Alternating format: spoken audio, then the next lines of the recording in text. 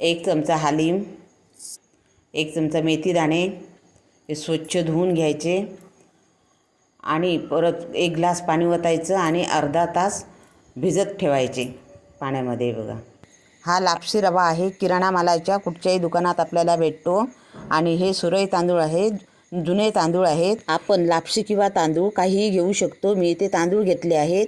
तुम्ही थोडे लापशी आणि थोडा तांदूळ घेतलात तरी पण चालेल. मी तांदूळ स्वच्छ धुवून आता हे सगळं एकदम शिजत ठेवलं आहे आणि 10 मिनिटांनी बघा हे शिजलं आहे.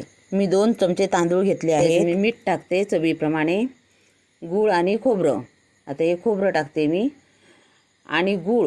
पेस्ट चांगली शिजल्याच्या नंतर शेवट गूळ घालायचं आहे. आता वेलची पावडर, तूप, काजू आणि बदाम तुपामध्ये परतून घ्यायचं आणि त्याचं कूट करून 1 चमचा टाकायचं आणि पेजीची वाफ गेल्याच्या नंतर दूध ओतायचं की आपली खीर तयार झाली.